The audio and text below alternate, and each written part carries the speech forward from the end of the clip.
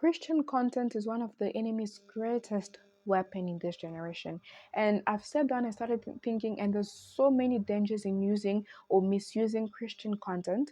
And I'm going to talk about at least three, but I'm quickly going to bring awareness. And I know this is going to be quite controversial because I spread about God, I talk about God, I spread the gospel, and then you're going to be like, but isn't this Christian content? And we are going to quickly move to the first danger. The first danger of Christian content that the enemy uses against people is the fact that you think you know God, but you actually don't know God, right?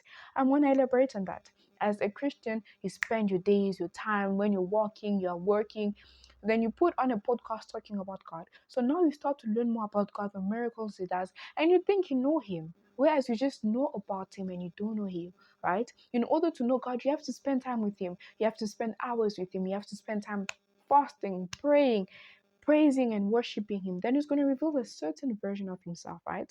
So a lot of people are walking around thinking they know God, but they just know a portion of Him, right? So they're misusing the information they have about God. And that's quite dangerous because that's how fast or quick people use their faith. And the second danger is you can follow any type of gospel you want. It's not going to be the gospel about the Bible anymore.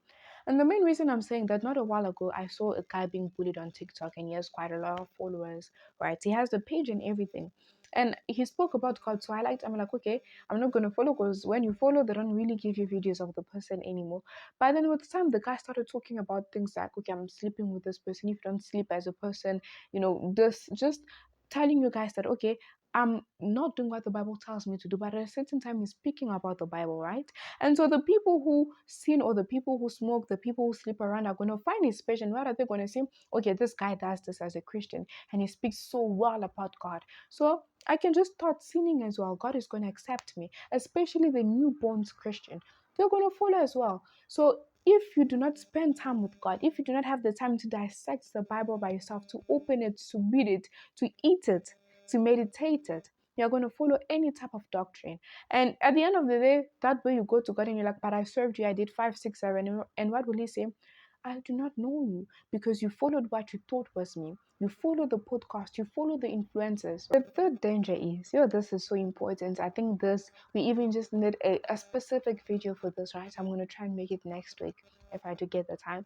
And the third point is aesthetic Christian versus real transformation as a Christian.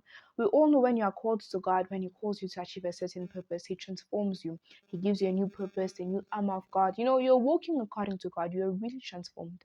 Whereas, because there's Christian social media, I'm following this person on YouTube and everything, and the post aesthetic things, the fact that I posted my pink aesthetic Bible, does it really mean that I read the Bible? Does it mean that I'm transformed by God? And this is now why Christianity has become so trendy, with a lot of Christians that are hating other people, that are hurting other people, Christians who are leaving Christianity after 2 years, Christians who are pushing other people away from God. Why? Because they're not really transformed by God. They just like the aesthetics. Modesty. But after 2 seconds, we're looking in the modesty. We're looking at the modesty of the heart. There's nothing, right? And this is what pushes so many people away from God, right? You're trying to act like the Christian, take pictures praying and all of those things. But in reality, there's no real transformation. In reality, you are not reflecting the person of Jesus Christ, right? And I'm not saying this that you must stop watching Christian content and everything, because maybe God has revealed this little part to me, and the only way you're able now to go and scroll to TikTok or whatever, don't scroll a lot, or scroll wherever you scroll, but not for a very long time. 30 minutes max, or watch movies, you're going to know, okay, I have to watch over whatever I'm capturing. It's because you watch this movie. So I'm just speaking or bringing in awareness that whatever you do, you must know, okay, I must watch over what I'm doing. I must watch over what I'm watching, if that makes sense, right? Because now you have awareness. The Christian podcast you follow, the YouTubers, or the people who are spreading the gospel through certain platforms, please, please, please watch and ensure that you're following the correct things. Like I'm telling, like I said in the second point, that guy could speak about God. He could speak so well about God, and he motivated me. Then 2 seconds later, you're talking about something that is not in the Bible. I told TikTok, I'm like, okay, don't ever show me this video. Where they go, okay, I'm not interested in this video, and I've never seen him since then. And this is what we're all called to do. If you see that something is taking away from your relationship with God, just move from there. Let's learn how to encounter God. Let's go back to the basics of wanting to. Oh, okay, guys, see you guys in my next video.